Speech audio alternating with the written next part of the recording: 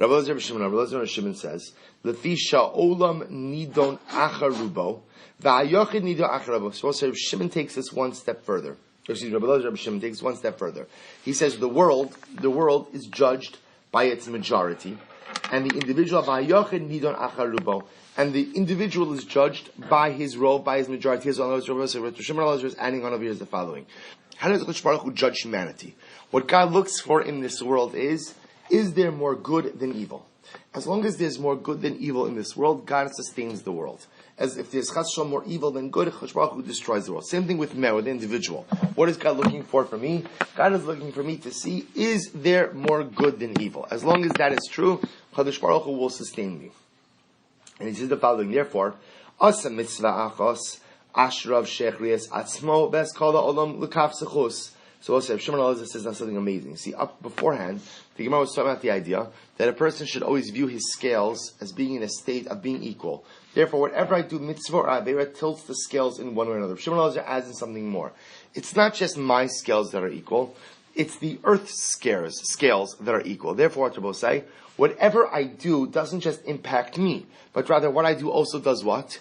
Impacts the world. So Shimon Elazar is taking this one step further. Shimon Elazar says the first approach is good, but only talks about me. I have to understand my actions don't just impact me. Whatever I do and however my scales are tilted, my scales influence global scales. Therefore, asa mitzvah achos, if I did one mitzvah, ashrav, I'm praised. Why? Shechrias atzmo ves kala olam makaf sechus. Because it was an amazing Gemara. Because if I go ahead and I do a mitzvah, not only do I tilt my personal scales, but what? I tilt the scales of the entire world.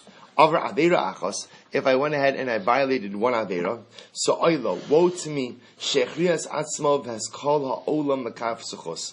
Both say, what's happened? I've gone ahead and I've tilted my scales and the scales of the entire world, L'Kaf Chova, ultimately again, for iniquity. Shene Emar, because ultimately, did I skip?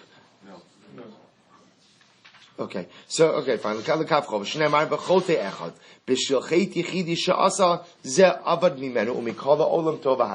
Because of one sin that a person commits, he could cause himself and the entire world to lose out on great good. So we'll say, you should know, if these Gemaras sound familiar, it's because the Rambam in Hilchos Tshuva pretty much quotes them. Also, these are some of the most important sugyas in Hilchos Tshuva. What Reb Shimon Elazar is trying to convey to us is an incredible yisod, which is that often, there are many different psychological underpinnings or reasons for why we sin. Because sin on an intellectual level does not make sense. There are many reasons why we sin. One of the primary reasons, according to the Rambam, is because we think that our actions don't matter. We think that our actions don't really matter. What is one action going to do to me? What is one action going to do to the world? What Shimon Elazar is coming to say is our actions matter greatly. And in fact, what we do has an impact on who we are, and what we do has a global impact as well. Every single thing I do, big or small, positive and negative, tilts not only my scales. This ties into what we learned in Mesilas Yesharim, that even the small things matter, not just for me, but they have a universal, a global impact as well. An incredible Gemara. So we'll say what Shimon Elazar is saying is that, even if I say for myself, I don't care, for me, it's fine, I'll live with the fallout of my actions. Why would I want to adversely impact my family, who will be impacted by my actions because they're part of this world, my friends, my people, the universe? Why would I want to negatively impact my fellow members of mankind through my actions? Reb Shimon Yochai says, Afilu tzadik gomer kol yomov. What's another amazing tshuva Gemara? Reb Shimon Yochai says, even if a person is a tzadik all of his days, umarad ba'acharona, and he rebelled against HaKadosh Baruch Hu at the end of his days, ibei des harishonos, he lost all of his mitzvos. Shene Emar, Sidkas HaTzadik lo tatzil b'yom pisho. The righteousness of the tzaddik will not save him on the day of his iniquity, on the day of his rebellion. So it's an incredible yisod. A person lives as a tzaddik his whole life, but at the end of his life he rebels against HaKadosh Baruch Hu, he loses all of his zechuyos. Conversely, even if a person was a Rasha their whole life, and they did tshuva at the end of their life, Ein maskirin lo shuv risho. We don't remind him of his evil ways at all. In other words, that if a person does tshuva, even at the very end of his life, he has the ability to erase all of his averos and to become about tshuva. Shneimar, berishas harasha leikashal b'yom shuvo mirisho. The evil of the Rasha, the evilness of the Rasha, he will not be a stumbling block for him on the day that he returns, on the day that he repents from his wickedness. In other words, so if you do tshuva, that erases everything. So says the Gemara, the Gemara is very bothered by the case of the tzaddik. Now, the case of the Rasha, a person's a Rasha their whole life, and does tshuva at the end of their life, that they could then become a tzaddik. Okay, that's great. We accept that. That's about tshuva. What's more bothersome is the first case, that a person can be a tzaddik his whole life, and then what? He rebels against Chosh Baruch at the end of his life, then what? He loses out on all of the good.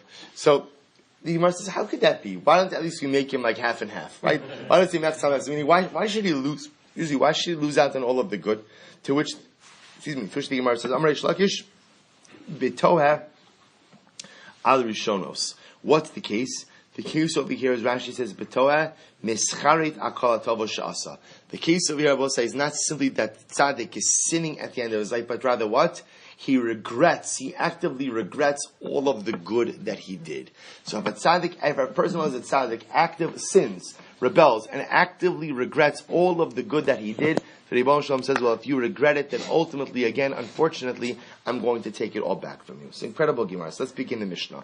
Says the Mishnah, Kol sheyeshno b'mikra b'mishnah b'derech eretz, lo b'meheru chot. This is a beautiful Gemara, beautiful Mishnah. Whoever has mikra, chumash, Mishnah will say usually refers to halacha, right? Mishnah, Gemara, halacha. So whoever learns chumash, whoever learns halacha, u'b'derech eretz, and a person ultimately, again, is proficient in midos tovos, in positive character traits as well, lo b'mehera chote, will not sin quickly. Shene'emar v'achut hameshulash lo mehera yinote. The 3-ply cord will not unfold quickly. Rabbi says an incredible use. In other words, what is he saying over here?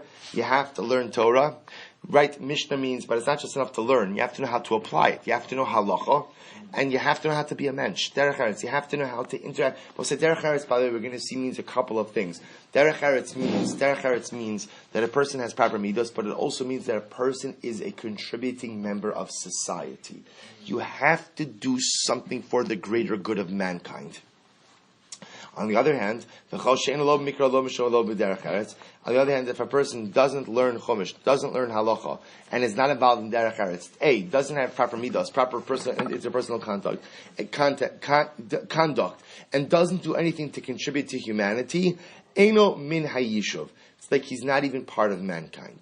Says the Gemara, Am Rebbe Elazar Rebbe Tzadok, Lama lemat tzadikim nimshalim b'olam hazeh. To what are the righteous compared to in this world? Le'ilan shekula omed b'makom tara, v'nofat notat l'makom tuma. So we'll say, so remember specifically, what Rebbe Elazar Rebbe Tzadok is referring to over here is the following. Look at Rashi. Rashi says, Lemat tzadikim domim ba'olam hazeh. It's about 5 lines down where Rashi gets short on the top. Now what you will see, Rebbe Elazar Rebbe Tzadok is specifically referring to is what? Is Yisurim. Tzadikim suffer. So what is the suffering of the righteous? Or the suffering of the righteous in this world? What is it compared to? So he says, Le'ilan shekula on makom tara. It's like a tree whose trunk is sitting in a place of purity. Ve'nofat nota lemakom tuma. But the branches extend into an impure space. Niktsas nofo. When you cut off the branches, kula omed b'makom tara.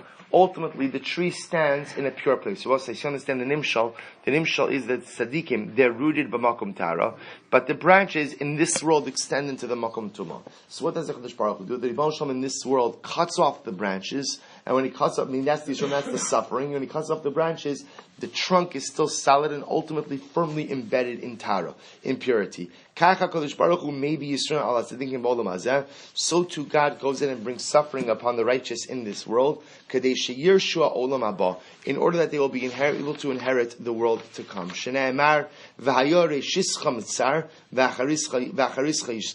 Your beginning will be suffering. Your beginning will be difficult, but at the end, you will rejoice greatly. So that idea is, Kadosh Baruch Hu sometimes prunes the branches in this world, but in order that the trunk is strong and embedded in Torah in the world to come. To what can the wicked be compared to in this world? Like a tree that is totally standing in a place of tumah. But the branches ultimately extend a little bit into Tara. So, in other words, the Rasha is firmly embedded in tumah, but he has some good. The branches extend ultimately into a makom Tara. Niktsas nofo, when you cut up the branches, Kula om b'makom tuma. The entire trunk will be sitting ultimately again in the place of tuma. Kacha Kadosh Baruch Hu, so too what does God do? Mashpir lem tova l'risham b'lamazeh. God showers blessing upon the wicked in this world. Kadei l'tardan u'la'arishan l'madrega tachtona. In order in the world to come to punish them and ultimately to relegate them to a lower standing of Gehenna. Shene emar yesh derech yashar lifnei ish v'acharisa darchei mavis. There are some times that a person has a good life, a derech yashar in this world, but at the end it'll be the pathway of death. So we'll say ultimately again, the Ribono Shel Olam in this world, the nature of life in this world is the pruning of the branches. For the tzaddikim, the pruning of the branches represents Yisurim, suffering in this world. But because the branches are pruned in this world, ultimately the trunk remains solidly embedded for an eternity in Olam Haba. And for the wicked, the pruning of the branches represents again the giving of schar, the giving of reward in this world. But after the schar is given and the branches are pruned, ultimately again the trunk unfortunately remains embedded in Gehenna. So Rabbi Tarfon and the elders were reclining. They were sitting together in the upper chamber in Beis Nisse and Lud. So we'll say, listen to the following shai that came up before them. Talmud Gadol or Maisa Gadol? What's greater? Learning Torah or doing good deeds? Right? It's a fundamental shaila. Right? What's greater? So now Rabbi Tarfon or Maisa Gadol. Rabbi Tarfon said good deeds are most important. Rabbi Akiva Amar Talmud Gadol. Rabbi Akiva said no, learning is greater. Na'anu kulam va'amru. So all the rabbis weighed in and they finally decided Talmud Gadol. Learning is greater than action. Why? Shat Talmud mevi lidei maisa. Because it is learning that ultimately leads one to action. So we'll say, interestingly enough. Wow.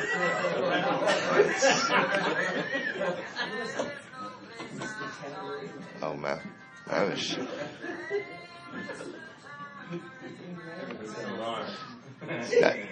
it's an aggressive ringtone. I was saying it doesn't stop. Okay.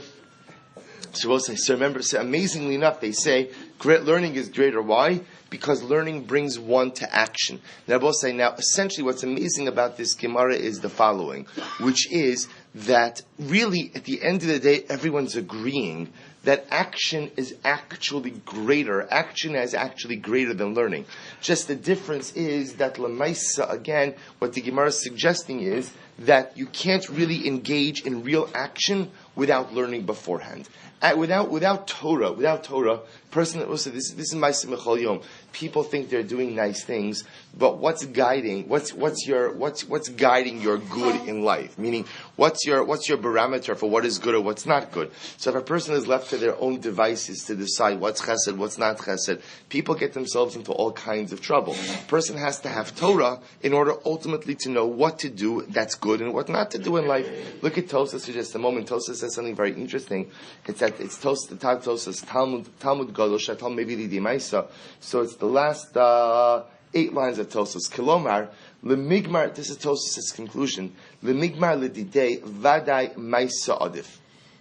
Avala agmuri achrina vadai adif tfei mimasa. So it's actually amazing. Tosas suggests that if it's a choice between your own personal learning and actions and doing good deeds, you should do good deeds. But if a difference between teaching others Torah and doing good deeds, teaching others Torah is certainly more important than doing good deeds. Which doesn't make sense. Because when you teach other people Torah, what are you doing? You're enabling others ultimately to do good as well. So it's incredible you said in Tosas that if I have a choice between doing good deeds, personal deeds, and enabling others to be able to perform good deeds, enabling others is a higher level than my own personal deeds. He goes on, he says, Limit lachrini lo amrinam veish mefarshim the adam shelo lamad adayin ubalim lochim yilmod chila o yaso b'maisa. So we'll say Benatos says if a person comes to ask the shayla, person doesn't know enough Torah. or a lot of Torah. And his question is, should I set aside time to learn, or should I engage in Maisim Tovim? Omrim lo lamut tchila. We tell him, sit down and learn. Why? Both said this is an incredible yisod. Lefi she'ein am ha'aretz chasid. Because Rabbi said you can't be a pious am ha'aretz. A person can't be a pious, ignorant person for one simple reason. If I'm ignorant in Judaism, I don't know what to do. If I don't know what to do, piety isn't possible. Piety is the result of informed, dynamic activity. But if I don't have Torah in my life, then at the end I'm an Am Haaretz. Then again, I could be a good person. Obviously, Kadosh Baruch Hu looks at each person on their level, but I can't be a chassid, I can't be pious without Torah. About Adam Shalamad Kvar Hama'asa Yosef Tomilim. So again, what comes out bottom line from this sugya is, if I haven't yet learned, I should focus on my learning, and the learning will lead me to Ma'asim Tovim. If I've already learned, then I should go ahead and focus on Ma'asim Tovim. If, however, again, I have the ability to teach others Torah, so teaching others Torah versus engaging in Ma'asim Tovim, teaching others Torah comes first. Why? Ultimately, because it's enabling the growth of others. Tanya.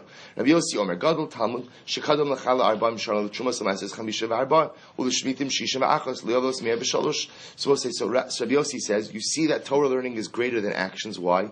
Because we were given the command to learn Torah more than 41 years before the obligation of Harvashas Chala, or for 54 years before Trumas and Maasros, for Shemitah 61 years, and for Yovel 103 years. The idea over here is that the obligation to learn preceded all of these other actional mitzvos. So the Gemara says, the Gemara says, to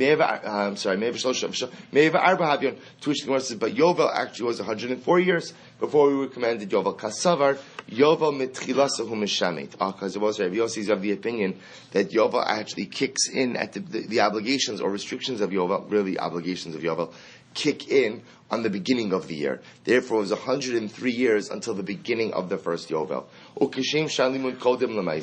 And the same way that it's important to learn prior to engaging in Maisim Tovim, Kachdino Kodim Lamaisa. So to Rabbi say, after 120, when it comes to divine judgment, the first thing we are judged about is, did we learn enough or not? And then we're judged for that even before we're judged for our Maisim Tovim. Rav Hamnuna, Ein Tchilas Dino Shel Adam, Ella Al Divrei Torah.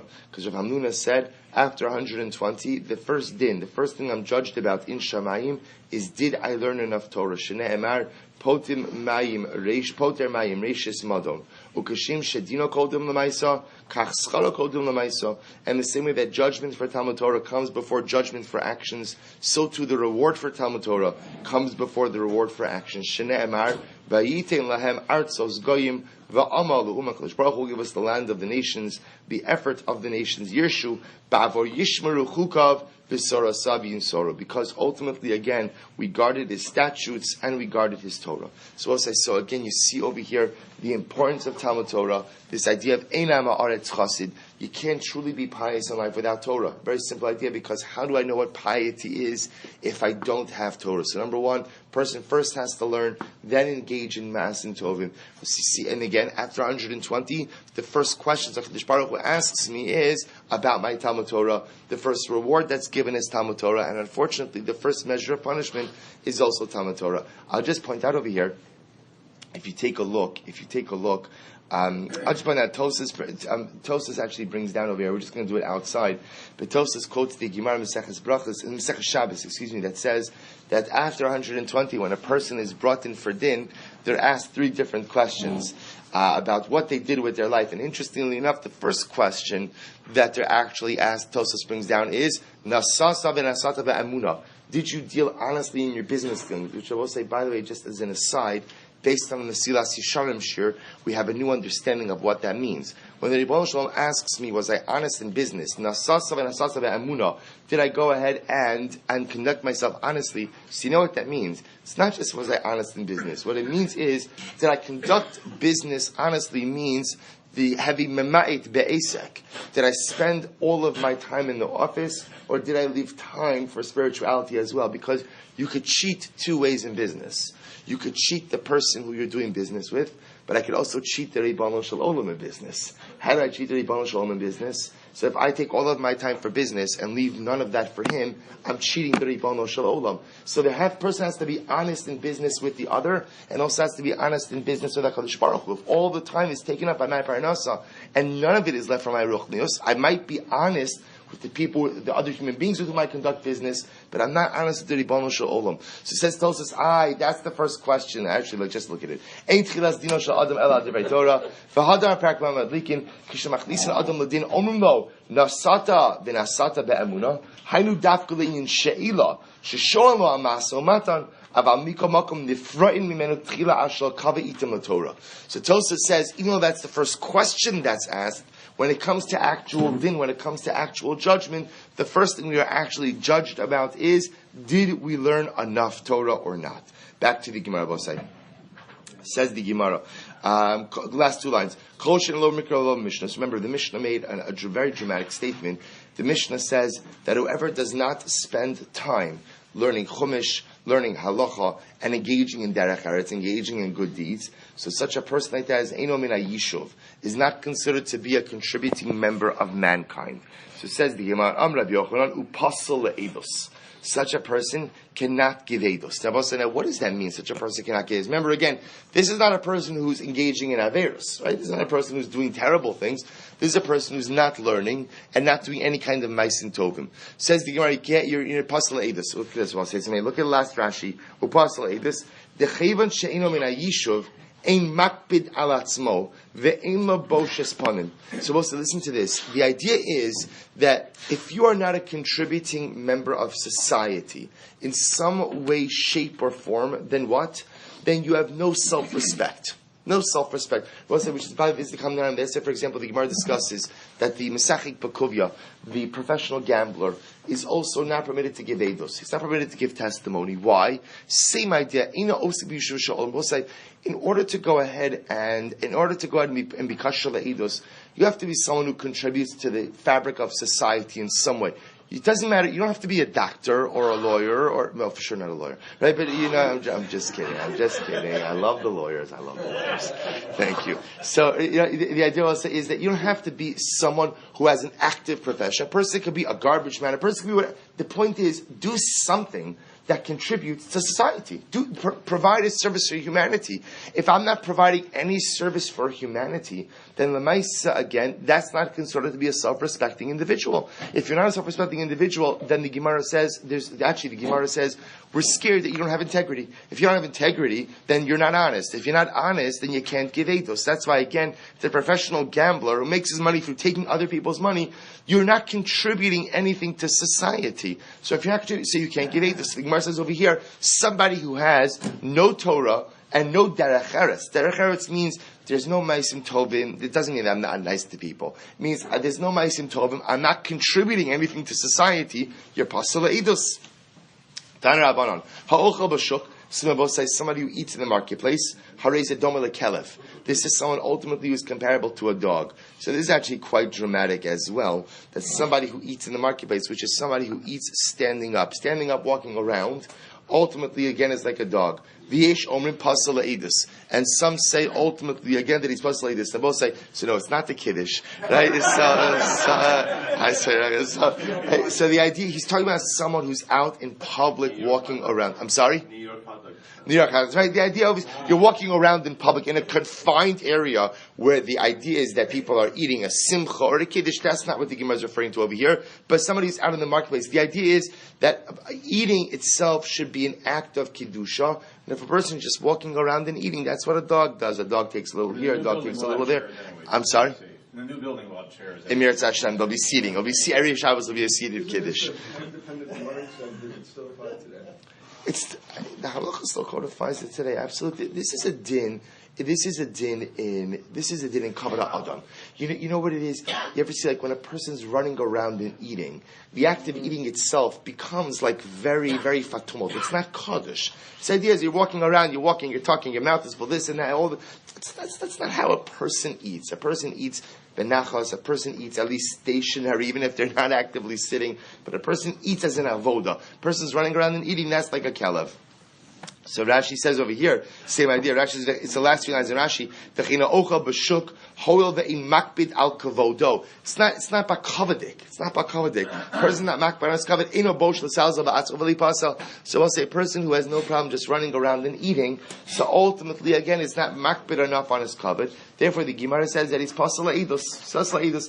Tosus has a whole piece over here. So Tosus says, you just look at it quickly, there's so much to do and so little time. So Tosus says, if you skip down a little bit, in Tosus, Perek Chananel, it's 2, 4, 6, 8 lines down. Tosus Chananel, the Hacha Meiri Shechotef Va'ochel.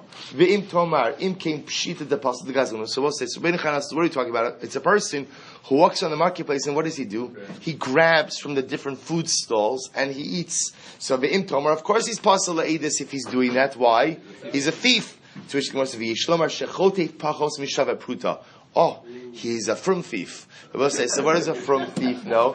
A from thief knows that you're only chayiv if you steal more than a shavar pruta. So what does he do? He takes a grape from over here. He takes a this from over here. It's like pachas and shavar pruta. You're not chayiv for that. So the Gemara says, inami shegazol davar shino makbid alav, or he steals something that ultimately, again, people are not makbid on.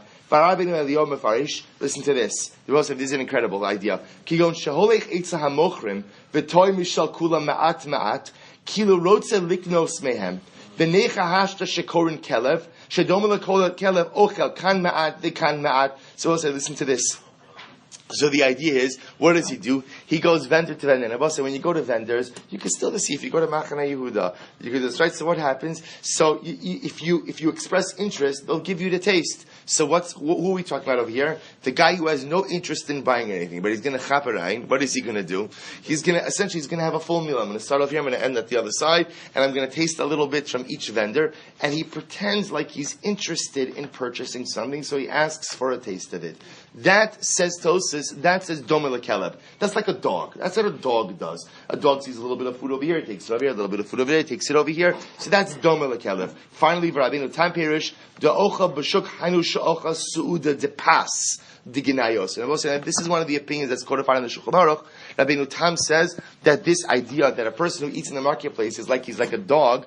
That Rabbeinu Tam says that's someone who eats a real meal just while walking around the public area. That's Domel Keleb. We'll say the idea being that if possible, a person should avoid eating in a way that's walking around the marketplace. This doesn't refer to a person's having a snack. This is talking about, Rabbeinu Tam says, person eats a real meal while running all over the place. That's not right. That's Domel Keleb. So again, literally the Gemara says they're pasal idus. Amar Avidi bar Avin halacha ki yishomrim. The halacha is like yishomrim, that indeed somebody who eats in the shuk, bless you, is like a Keleb. Darish bar Kafra. We'll say amazing Gemara. Ragzon, top of Mem Aleph. Ragzon lo alsa biyada ele ragzenusa.